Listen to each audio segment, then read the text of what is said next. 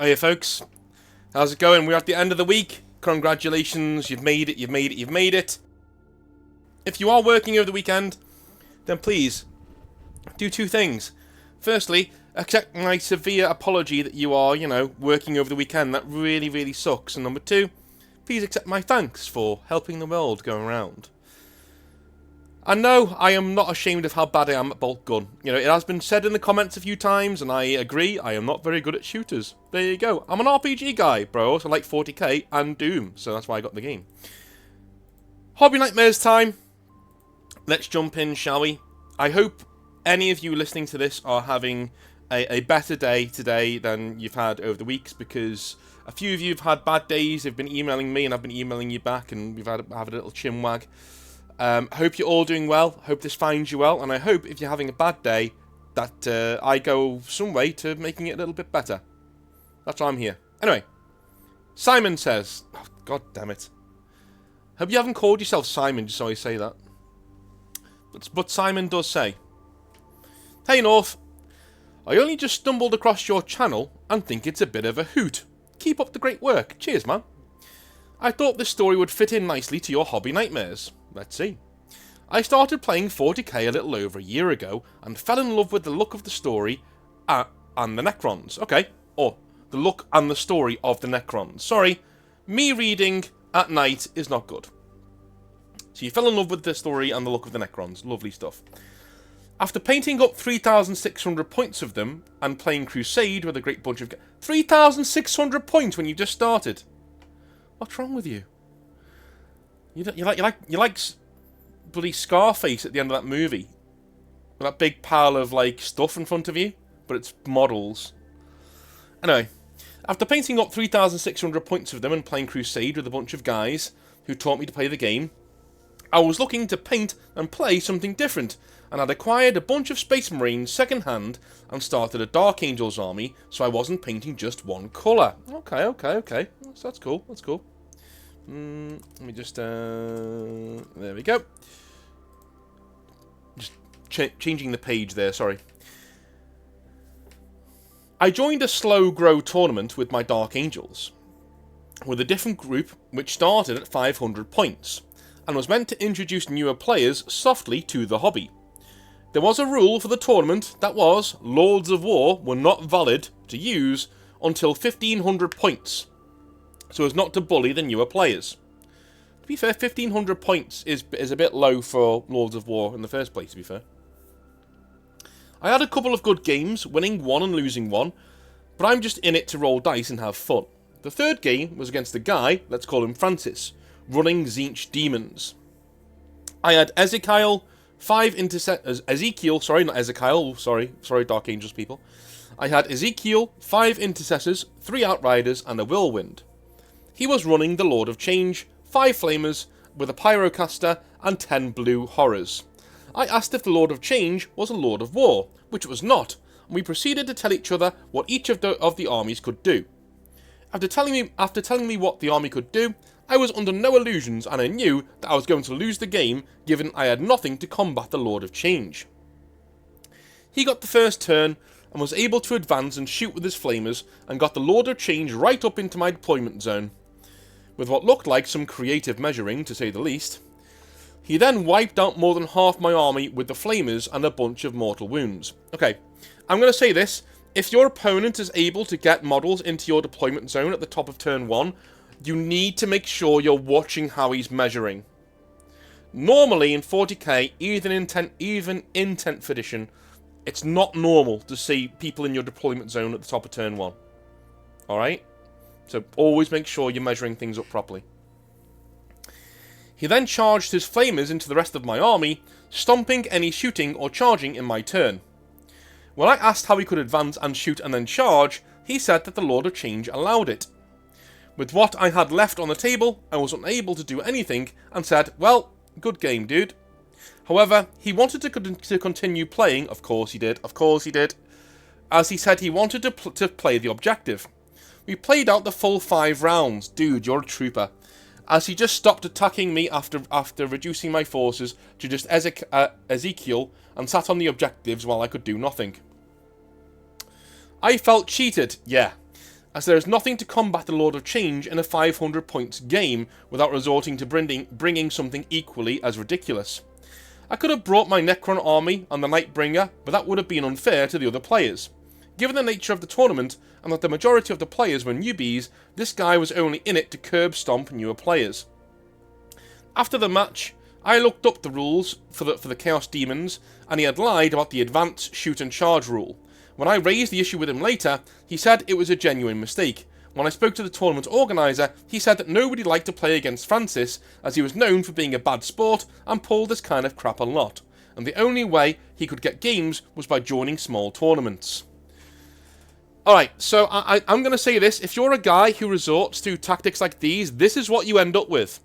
You end up curb stomping players who don't give you any challenge or satisfaction in the game, to the point that you may as well not be there anymore.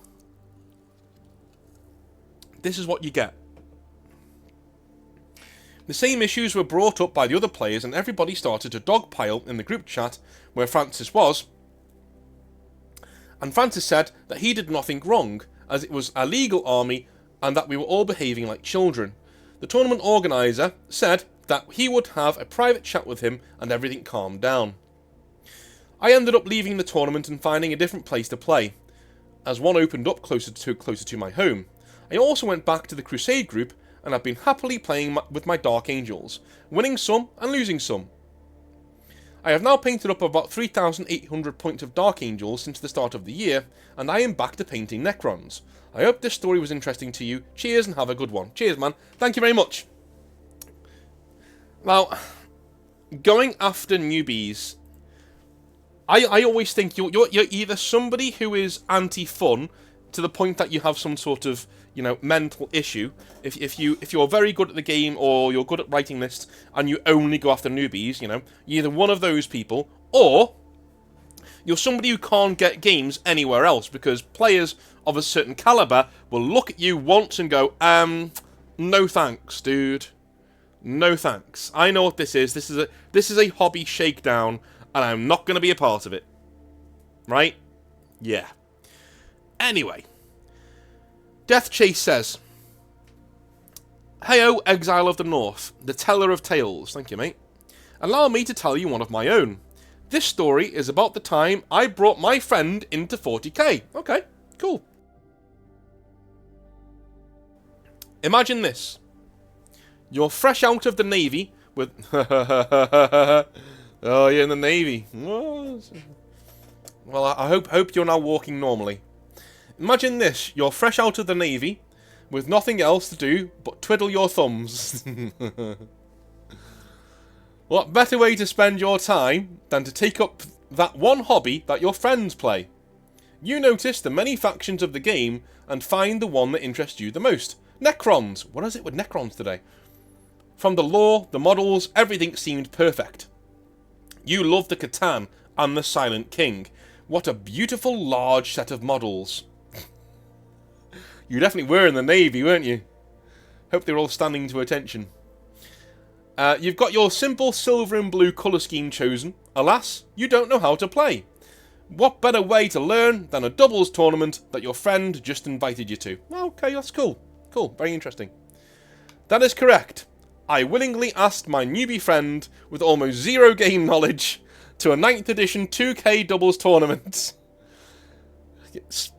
Mate, yeah, not a smart move. Some notable mentions for this was that I was bringing Ultramarines, and my friend, who I will call Joe, is bringing Necrons. 1,000 points each player. And I tell him he's allowed to bring whatever models he likes. Now, lads, can you guess what model he chose? Was it the Zera's model? Maybe the Heat Cannon? Nope. He chose the Silent King and the Void Dragon. I was in complete shock when he turned up. However, I was enjoying his enthusiasm. I explained to him that for this, he'd likely only feasibly be able to run one, so Joe chose the Silent King. Cue a montage of myself, not Joe, painstakingly locating and building the Silent King on the day before the event. I didn't have enough time to paint him, but that wasn't an issue. Now it comes to the game time. Well, at least undercoat him. Undercoating takes 5 minutes. A large turnout with some great late 9th edition meta armies. The judges explained the prize structure, and it turns out the top 3 prizes get models, store credit, and dice. However, last place gets an award as well. They earned themselves 2 wooden spoon trophies and a can of primer. That's pretty alright. Ultramarines blue primer. This is an inside joke, as one of the judges paints all their armies as Ultramarines. Our round 1 barely finished 2 turns, from multiple judge calls that had to be made because we needed clarification on the amazing quote-unquote stratagems. About half of the round was spent up on judge calls. In the meantime, I talked strategy with Joe to help him understand where models are placed and why to keep some objectives with units and the sort. We lost round 1. Not surprising, but we believe we have a plan for round 2, which works out quite well, until we lost that one as well at the end of turn 2. At this point, we are out of the prize range and decided to just mess around to try to win round 3 at the same time. From Joe's amazing dice rolls and my great target prioritization, we made it to the end of turn 3 before we lost by 5 points. Jesus, dude. Disappointed but happily joking around by this point in the tournament ends and prizes are given to the winners. However, we were winners in our own right. We had fun, enjoyed the day with each other, and that was all that mattered. While we did perform poorly, with a record of 0 and 3, we won those wooden spoon trophies and that Ultramarines blue primer. Some there said we threw the tournament to get that paint, but the world may never know if we did or not. I wanted to know how Joe felt about the game, considering this was his first major part of the hobby. Surprisingly, he couldn't get enough of it. While he expressed his dismay for some rules in 9th, he said he would like to do this again sometime. Dude, your friend is who 10th edition is made for. Like, literally.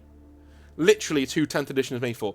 I mean, it's a bit of a mess at the moment, but it's much easier to play. He said it was one of the most fun days he's ever spent with me. It made me so happy that I got to witness his enjoyment of the game and that I could spend it with my friend. I would provide pictures in this email, but I don't currently have a great picture of the trophies as they're currently sitting around on a shelf at the hobby shop that I work at. I couldn't find a better place to commemorate our antics. Dude, some stories in the hobby are beautifully done, and that is one of them. Well done, man. Well done. 1, you got your friend into the hobby. 2, you told him you have inoculated this guy to losing. That's what you've done. This guy is now no longer afraid of losing in the hobby. He doesn't care. He literally doesn't care anymore. Well done to you. Right. It's my last can of neck oil, guys, until tomorrow. But I'm off tomorrow, so, you know. Gotta drink some beer. I only have. What do you guys like with home drinking? I'm not a big fan. I have 1 or 2 cans when I'm off the next day, just to celebrate being off the next day, and I do nothing else, right? I think it's kind of tragic when I drink at home. I don't really like it. What do you guys think? Anyway, moving on. Amy Lou says, 2 women writing in, one day after another, but wonders never cease. Alrighty, North. So, the past few years for me have been a bit of a whirlwind, to say the least, but I believe that this story will be a good period point on that time. So, thanks for providing a space for that. No problem. I've been in the hobby for 15 years, and whilst I don't always agree with you and what you say on issues on here, I can say, at least, that I know where you're coming from, and at least you're bloody honest. That puts you above a lot of people in this world who will blow smoke up your arse just because you're a woman. So do your thing. Cheers, thank you. I met my husband in the hobby about 10 years ago now. He was a software dev, and I'm actually a graphic artist for a construction company. How does that work, you ask? I drew up plans for buildings. That's actually pretty cool. My grandpa used to call them comics when I was working on the buildings. Anyway, we actually met at Games Day, as it was back then, through a mutual friend, and we went from strength to strength. He is my rock, and the reason I got into you was because he watches you, and you two are very similar. Similar voices, outlooks on life, and even looks. I'm on your Discord. You handsome devil. I'm joking. But well done for you for being in a relationship that's lasted this long. It's not easy. Like, relationships are not easy at the best of times. I actually think one of the main things where you can say, I'm actually, how do I put it? A self-actualized person, as my therapist puts it, right? I think you're on that path when you can keep a relationship going for a long time, you know? Like 5, 6, 7 years, you know, without any major hiccups. I think that's when you're on your way, you're on the path, you know? Anyway, we even do complimentary armies. Here's the biggest Smurf simp on planet Earth. So passive-aggressive. And I fight the long war with no demons, because I'm not some puny weakling who needs to rely on the strength of a demon to get things done. Anyway, moving on. That was in all caps, by the way, so that's why I shouted a little bit. A Black Legion player, though. Yeah, a woman of taste. In 2017, we decided to take the plunge, get some stock, a few licenses, an area in our local shopping centre, and set up a hobby store. How awesome is that? We set everything up, got Facebook sorted, did a load of marketing at local hobby events and in the local shopping centre, and did a huge opening party where we opened at 3 PM until 9 PM on that day. We sold most of our stock in one day and headed out to a bar with everybody to celebrate. We opened every day after that, but we had to do mail orders only until we could get another stock order taken. You live and you learn, but my husband was able to quit his job and look after the store whilst I kept mine.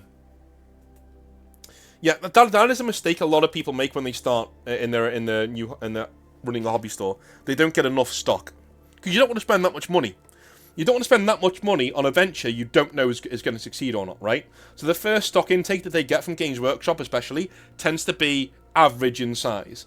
And you don't realise how many people are wanting to get behind small stores.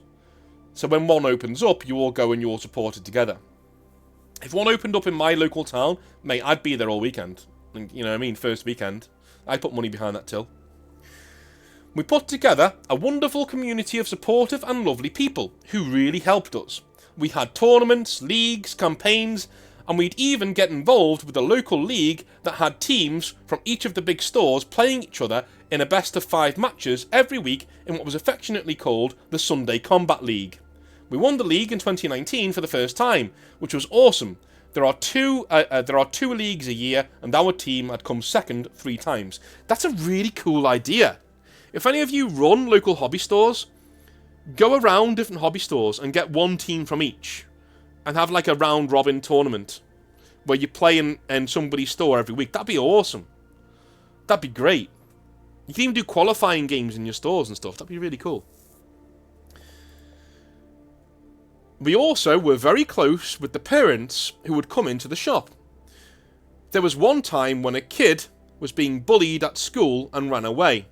Instead of going to his parents, though, who he thought would be angry that he'd run away from school, he came to the store crying and wanting reassurance. That's how close everybody was. He came to us first. We called his parents and stood by them both when they went to the school to get things changed. My husband has people that he knows in the school district. That's pretty cool. The kid was doing very well in the months after that, and eventually the family moved to LA. But that's the kind of spirit we had in the store. Then in 2020, the pandemic hit. Oh no, and our store was smashed hard. Dude, it's one of the bigger regrets of my channel that it wasn't around really. Not really. Like it is now in the pandemic. You know, I could have done some good. I definitely think I could have done some good there. Anyway, it was heartbreaking to see all the money fall off a cliff in our accounts, and even when we opened up after the pandemic started to ease off, people were not ready to shop yet or spend a lot of time in an enclosed space like a store. My husband was very lonely in there, to say the least, and my company actually closed because of the cancelled project in the pandemic, and so the store was now our only income. Steadily, surely, we started to fall behind on rent to the shopping centre and council. We had many sleepless nights and arguments born of sheer stress, and we never argue normally. It just started to grate on us. The empty shop, the lack of money, the lack of understanding from the local council that insisted on payment of back rent immediately. It was just intolerable. Dude, I cannot stand the bureaucracy of British councils. I can't. They are beyond ridiculously stupid most of the time. I'm being honest there, dude. They are just stupid. They make decisions without any fathoming of what people on the blunt end of these decisions are going to have to put up with. They just don't care. They don't care at all. The store started to pick back up. By the way, if you don't know what our local council is, it's basically the people who run local areas in the UK, right? That's basically what it is. The store started to pick back up, and before long, we were making money again and doing pretty well. Better than before, actually, as the customers really went to bat for us. Most of our money, however, would be pumped into rent for the store and for our mortgage of our home. We were living on pot noodles, cans of almost gone off soup and toast for 4 months. There simply was no money for anything else. Then, on top of all of that, I fell pregnant. Oh no, man. Oh no. Jeez. Yeah, shit balls. Yeah, no shit. Yeah, shit balls. Oh my god. Then the council put our rent up. Yeah, by about 10% a month. What did I just say? What did I just say about councils in the UK? Absolutely tone deaf. They have no comprehension of what people on the business end of their decisions are going through and have to put up with. Just beyond ridiculous. We finally bit the bullet, now terrified for our futures, and set up a GoFundMe page for the store, because in all reality, we had no chance of staying open for another month or two at this going rate. We were at our wits' end. We needed to find £50,000 in a month, or face closure. Jesus Christ, dude. That is... My God. One Thursday evening, I'm waddling around the back of the store, very pregnant, after we close, doing a stock check, and my husband, exhausted, is sitting at the gaming table with his phone and laptop, going over financial figures for the month. What the fuck? I hear from the stockroom. I am dreading this, dreading it. He had obviously found something else draining us dry. I was shaking, a nervous wreck, this dropping feeling in the pit of my stomach. I walk in, and he is giggling, sitting in tears. I look over his shoulder at our GoFundMe page to see £127,000 sitting in there. Oh, shit. There's been a sugar daddy. We needed 50 grand, as I said earlier, to stay afloat, and had raised 7 grand with only days to go until Financial D-Day was supposed to hit. And there was £127,000 in there. We called and emailed to see if it was a mistake. GoFundMe assured us that it was not a mistake. The money was ready to clear in a few days, minus a paltry fee of a few £100. We looked into who had put the 120k in there.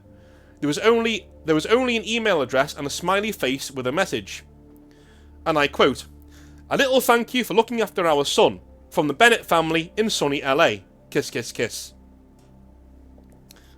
Dude, you never know. You never know when your happiness is going to come, when your good deed is going to come back around. You never know. I remembered the Bennetts, the lad we helped in school, who had moved to LA when the lad's dad landed a huge job over there. They never really said what it was. We knew they were well off, but damn. I emailed back to see if they could afford this, truly, only to find, when they got back to us, that they ran a real estate company over there worth, well, it was worth many times what they had given us. Many hundreds of times what they had given us. Well, good for them. You know, good for them. They told us they were going to offer to just buy our store for us and sell it back to us for £1. But this seemed simpler. I was beyond shocked. I didn't sleep for 2 days. Our store is still there, still going strong, and we have set up a family of hobbits in the window named the Bennets, who have pride of place there, a tribute to the Giga Chad who saved us from financial oblivion. Lots of love, Amy Lou. Mate, what a fucking end to the week. There are just some of these stories, man. Sometimes it just sets me up in a good mood, you know? That's brilliant. That is absolutely brilliant. And I'm really glad your store was set up properly and you got things going again and everything's fine and, you know. It's really cool women are writing in as well. That's cool. Keep doing it. Like, I like to hear your part of the hobby. And the past 2 have been really, really, really stressful to read. Even if they've had, like, nice endings, they've been really stressful reads. I get, like, knots in my stomach when I'm reading these. I want things to go well for you guys. But this is really good. Well done. Well, and well done to that family. Well done to you guys for helping people out and making sure that, you know, we have a hobby store somewhere that people can actually enjoy and partake in. Well done to you. It's the weekend now, so please go away. Have a good time. If you're working, thank you very much. Don't stress yourself out too much. And if you do, please come back and watch the backlog of Hobby Nightmares to get it through your mind, to de-stress. Hope you all have a wonderful weekend. The channel's here for you. The Discord's here for you. Just, yeah, go about your business. Have a wonderful, wonderful next couple of days. I love you all long time. Speak to you on Monday. See you then. Bye now.